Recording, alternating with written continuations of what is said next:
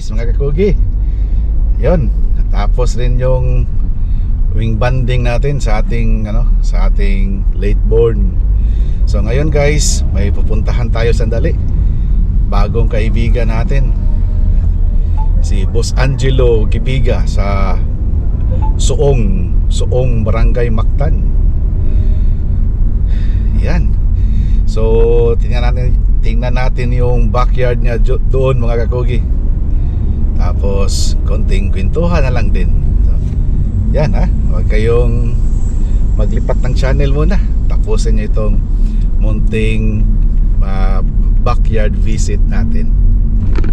Yan, sa lahat ng mga hindi pa nakapag-subscribe, mga kakugi, subscribe naman dyan.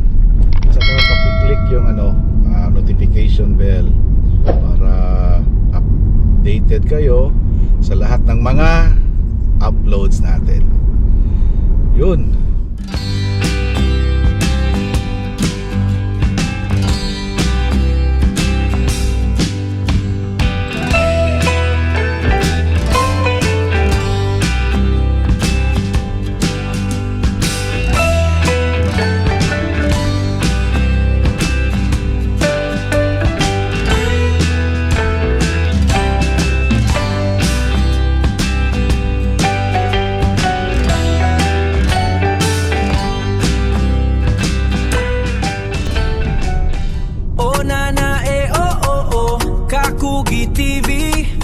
Tara na mag-farm visit tayo.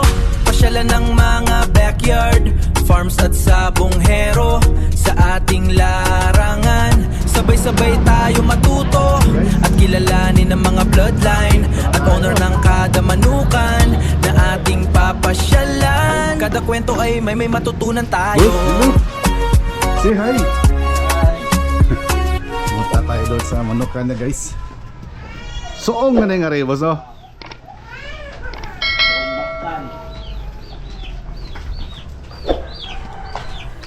Suong Mactan.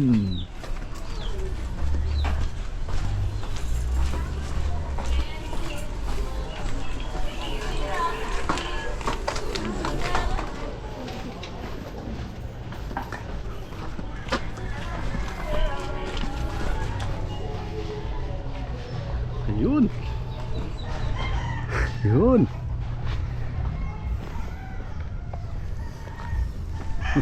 Hello guys, ito katabi natin ngayon, bago natin kaibigan, mga kakugi, si Boss Angelo Gipiga. Boss, mayong buntag. Buntag, sir. May buntag. At kasama natin si Sir Jadi. Daddy. Jadi. Jadi. Apelido? Sinerpida. Sinerpida. Jadi Sinerpida. Kano-ano mo, boss? Yung ara ng mora nagkuhan sa manok. Handler. Yun. Dool ano to gamay, boss? Migo lang, kuya. Yan.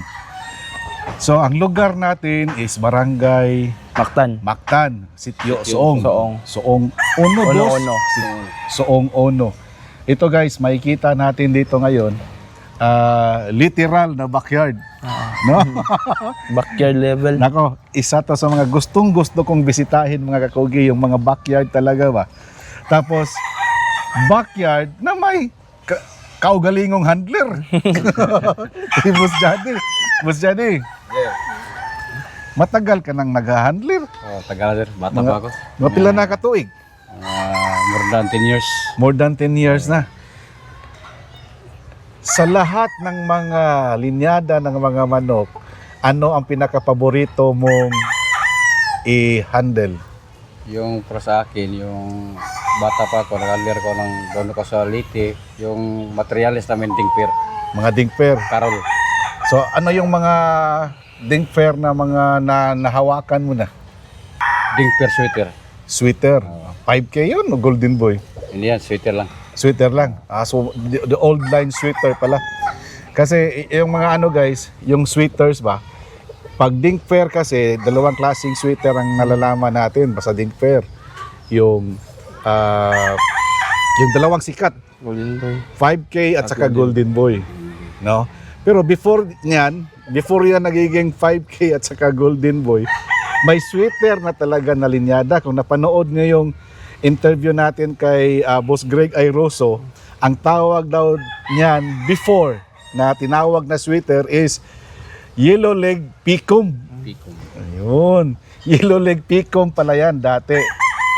Eh, nahiligan ni Herman McGuinness na always nagsusuot ng sweater na red, kaya tinawag na sweater.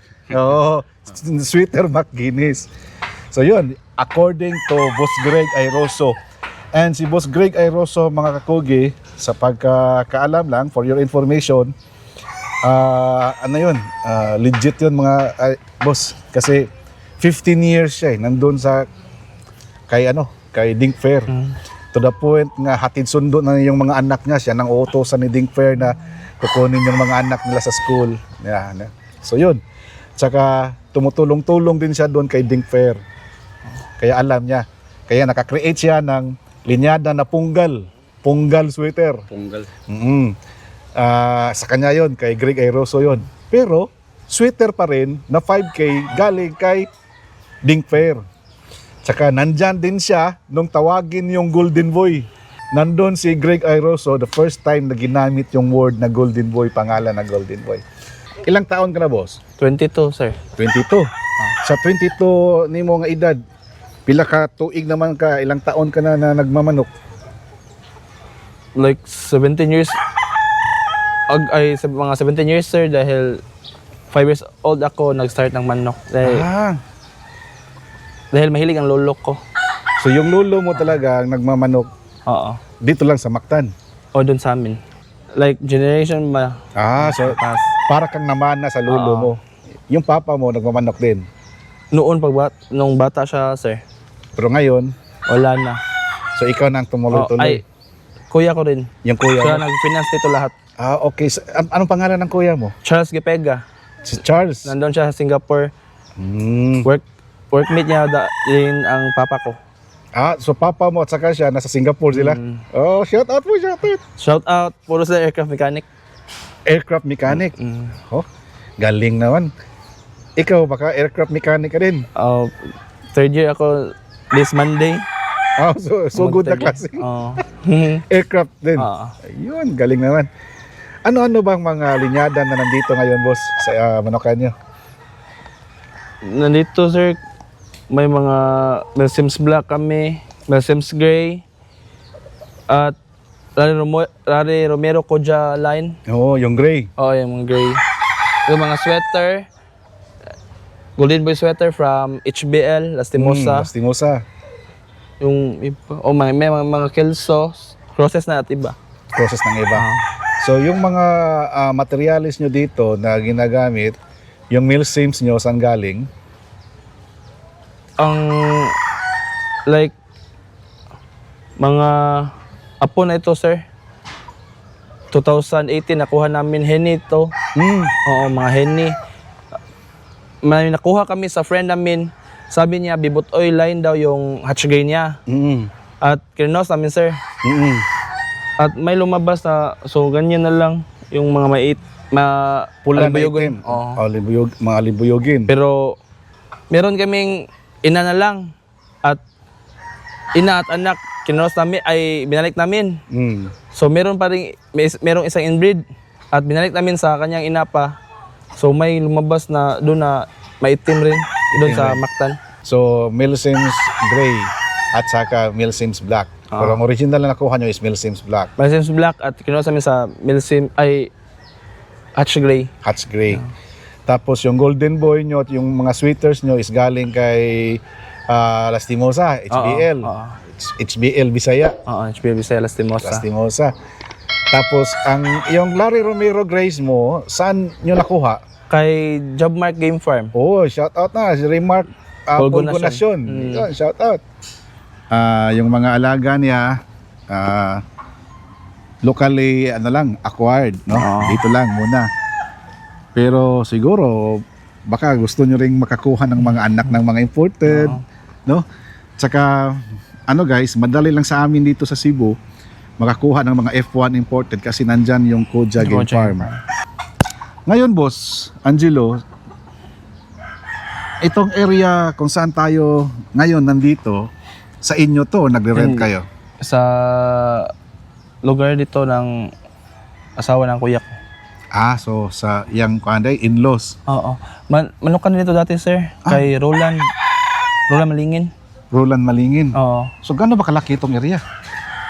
1 hectare mo rin yan, no? Oo. So kasama yung mga bahay-bahay na. Oo, dyan, sir. May... Malawak pa rin doon sa likod ng may bakod. Wala naman, mga bahay na doon, sir. Mga bahay na doon. Pero itong mga ginagamit nyo ngayon na manukan, mga ilan na siguro to, mga 1,000 square meters. Parang ganun, no? Ayan. So mga ganun lang, guys. So ngayon, ang naka-cord ngayon dito, Boss Jilo, mga 30 plus. 30 plus. Ang naka-cord ngayon, may mga bakante pa naman, di ba? So ang nandito is mga 30 plus na mga naka-cord, tapos ongoing yung breeding. So yung naka-cord natin, mga 30 plus, yung hindi pa naka-cord, mga ilan to? May nakita ko sa mga hardening pen Dito, 18. Tapos hindi, ang doon sa Mactan sa amin, Sa range. hindi pa na-harvest, 28 pieces. 4 months old, mag 5 months ngayong 14. So ano pala yun? Local yun. Oo. Local. So yun mga kakugi. Kasi dito naman mga kakugi, sa totoo lang, kung gustuhin nyo magparami, kaya naman, di ba? Kasi may mga materials na kayo. Ang problema is yung area. No? Yung area lang. Pero pag na-saturate ng area siguro na malimpyuhan na nansa, tako pa siguro magamit, Like, no? yes, sir. Like, same as before, like, way back 2017, 2018. Carabao grass ito lahat, sir. Oo. Over, more or less than 100 manok ito. Yes.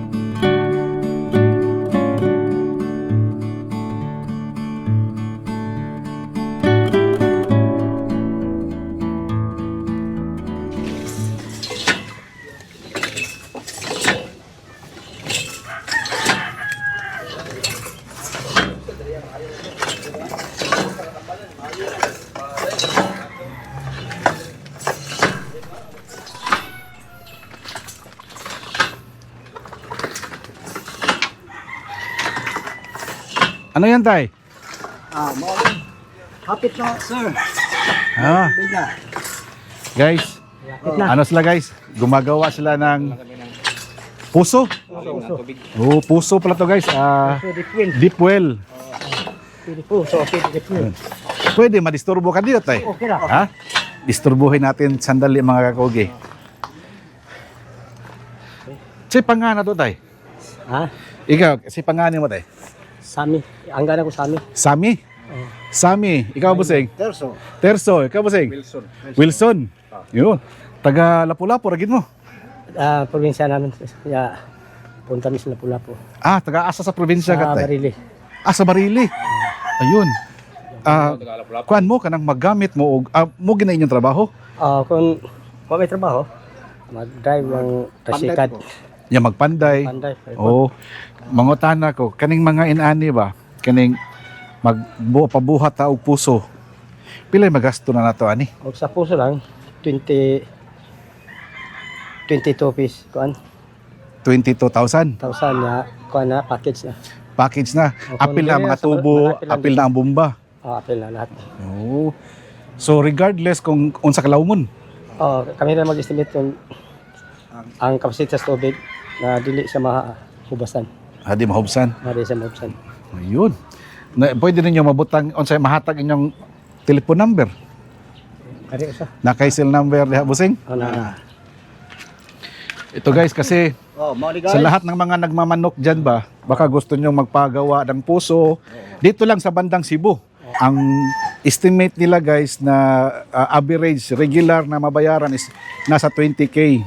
So magdepende ko na inig-estimate nila no? sa tubig. Sa tubig kung sa galawmon.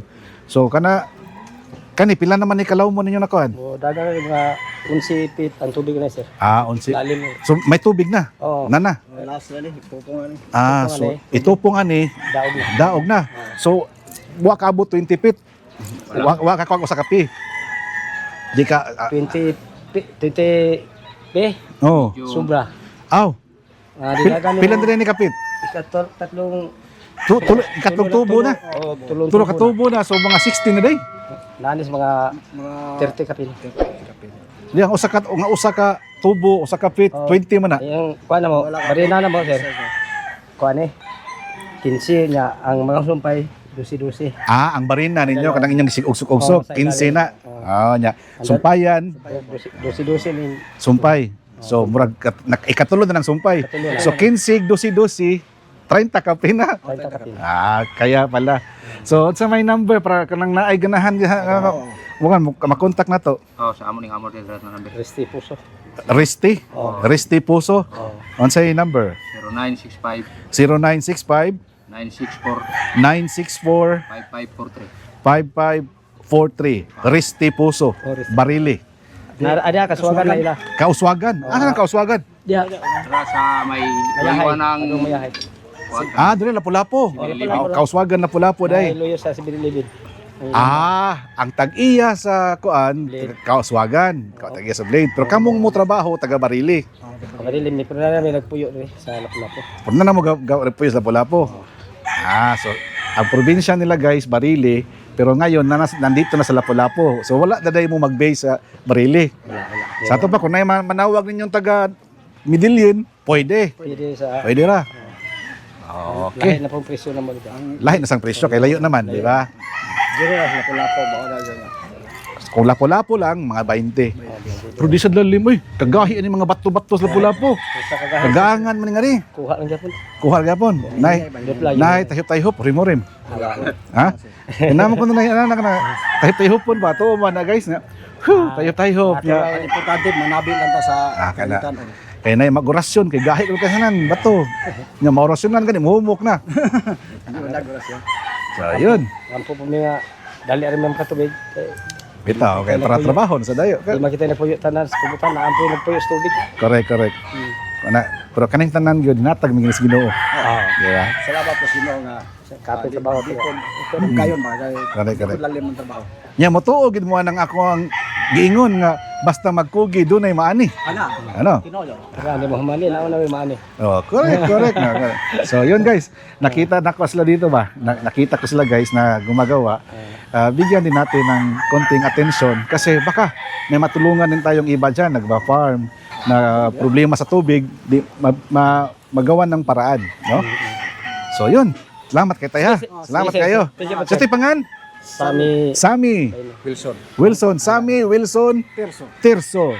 Sami Wilson Tirso. 3 itlog. Okay guys. Sige. Thank you. Salamat.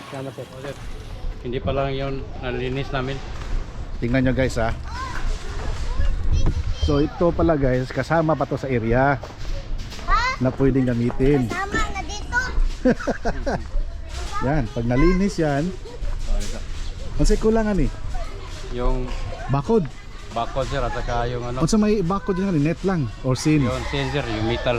Metal talaga. Metal lang yun para yung hindi masira. Tapos hindi mapasok ng ibang mga mga animals, no? Oh, ganyan. Oh. So, Yun, pwede pa to. Namin, mm, kasi yung tanim kasya, hindi namin putulin baka yung mga oh, para landong. landong. Mm. Linisan lang to guys. Marami ka pang mag-cord dito.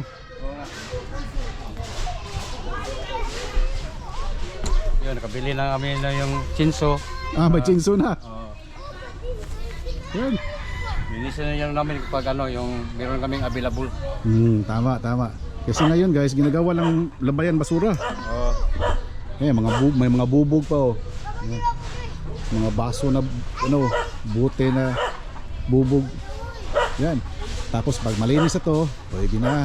Pwede yan. Dagdag doon guys oh. Malawak tong area. Tapos dito pa sa gilid. Oh, dito. No. bago lang ba lumipat dito? Oo sir, bago lang. Mga kailan lang? 1 month yata sir. 1 month pa lang? Oo. Oh, kaya pala. Dati sa Suong at sa Pikas, Oh, dito sa Mactan sir. sa Mactan. Oo. No? Kaya pala guys. Yan, pag nalinis yan. Tapos dito pa sa kilid oh. Ano sa kabila. Malinis din doon guys oh. Wala ka. Talagang baka within the year makabalik tayo dito. Boss Charles. Baka next balik ha. Okay na dito. Yun. Sayang kasi daming i-harvest ba. Nasa mga 50 pa yan. Tapos wala nang malagyan no. Okay, mas kintahon ito. Kaya pa, kaya mga 50 na eh. Diyan sa gilid. Tapos doon yung pinuntahan natin. Tapos dito sa kabila, no? Kaya pa. Kaya 50 pa. Din sa inyo habos pa dito sa Suong. Ngayon, sa totoo lang mga kugi, ngayon dito sa Cebu, grabing init. Dito sa inyo, island tayo, di ba? So, init sila kayo diri. Grabe. No? So, buti na lang may mga puno ng akasya. No? Pero so far, kumusta naman yung mga alaga nyo dito? Okay. Matamaan ng ano. Halak sir, pero Halak. Halak. Ganyan. Ano bang binibigay nyo na gamot? Buksilak sir. Doxylac, tablitas. Tama. Pero kayo dito, boss, nag-aaral ka pa no? oo sir. Kung wala ka dito, sino mang Sila. si Jadi. Oo. Doon sa amin meron ako tinatawag na yoyo. Yung yuyo mo, siyang nagpapapatoka doon. So, tapos yung kapatid mo at saka yung papa mo, umuwi sila sa isang taon, ilang beses lang. Po, ang kuya ko once a year. Papa ko depende sa kanya, may 4 times a year, thrice a year. Okay. Aircraft maintenance mo na, no? Ganito kalaki na manukan, boss, sa inyo. Magkano nagagastos nyo dito sa patuka? Sa patuka lang muna.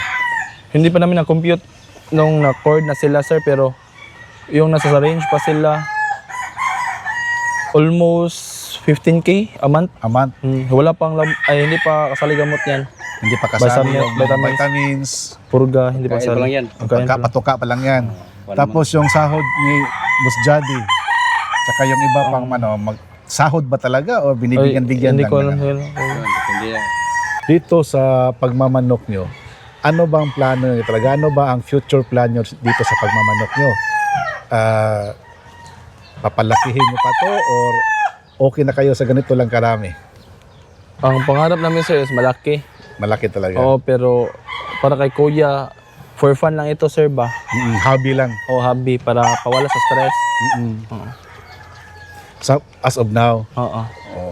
Kasi mga kakugi, sa totoo lang, lahat ng nagmamanok siguro, nag-umpisa lang sa paisa-isa, dalawa-dalawa. Not unless yung milyonaryo ka na talaga, mayaman ka na, or yung family mo is inclined talaga sa pagmamanok, farming. Pero sa mga baguhan, sa mga hindi marami yung pera, hindi mayaman, nag-umpisa lang talaga sa trayo, pag ganun lang, di ba? Ganun lang. Baka darating ang araw na hindi mo na mapipigilan yung production. Di ba? Ilan ba ang inahin na nandyan? Yung nagamit namin, like 11 hens. 11 hens. Tapos yung cocks nyo, brood cocks nyo o brood stag, mga 3, Oo, ay 4. 4. So yun lang muna ang nilalaro-laro nyo, no? So sa ganyan karami mga manok, mga kakugi, tamang-tama, makaproduce ka na niya ng siguro more than 50, almost 100. 120. Yan, ganyan, more or less ha. Tapos ang mga lalaki siguro niyan, abot siguro 40, 50. 70 sa amin, 75. 70. 75. Ganda ang ganda ang ratio ha. Mas marami yung lalaki kaysa babae. So pag ganyan mga kakugi, may mga anak na ng mga babae, gagamitin mo na naman yun sa next na season, di ba?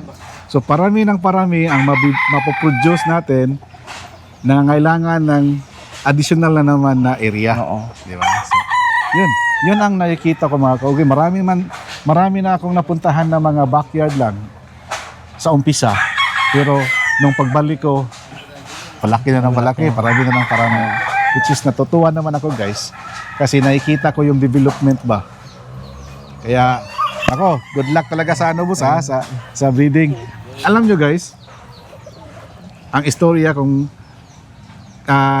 dito sa kay Boss Angelo, minsan isang beses lang kami nagkita mga kugi, kumakain ako sa isang karinderya, kasama ko si Mrs. Kakugi.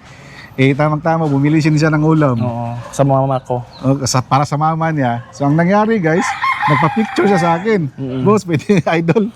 Sabi ko, nasan bang sa inyo? Malapit lang naman eh. Di kaya, nandito tayo ngayon. So yan, mga kogi. Hopefully by next week, nandyan kami sa Medellin. Tuloy-tuloy na, dyan kami mag-iikot. So, camping-camping lang siguro mi guys. Kasama ko yung mga bulastog. Hanap lang kami kung saan kami pwede mag-camping para tuloy-tuloy yung vlogging dyan. Mga farm visit kasi mahal ng gasolina ngayon mga kogi. Tapos yung Medellin, North of Cebu, more or less mga 3 oras yan biyahe. So, ang gusto namin, pag makapunta kami dyan sa Medellin, balikan namin yung mga previous na bisita natin at maghahanap din tayo ng mga bagong mabisita, mga farm visit, para mas dadami yung ma-introduce ko sa inyo guys na mga nagmamanukan. Kasi dito lang sa atin, dito lang sa amin, sa Cebu, mga kakugi, ang dami, hindi ko matatapos kahit 1 taon. Oo. Di ba? Di ba, Boss Jade? Dito sa Cebu. Sa Lapu-Lapu lang. Ilan na bang napuntahan ko dito, ha? Kay Boss Roland dyan, Villacastin, dyan sa Bangkal. Sino pa? Doon kay Bari Pangilinan, sa may bandang Cordoba naman. Bantay ka mo sir, kung dito ka Kasanta. Sa Kasanta. Kita ko kay Franklin Augusto, nakapunta din ako doon. Kita ko nimo.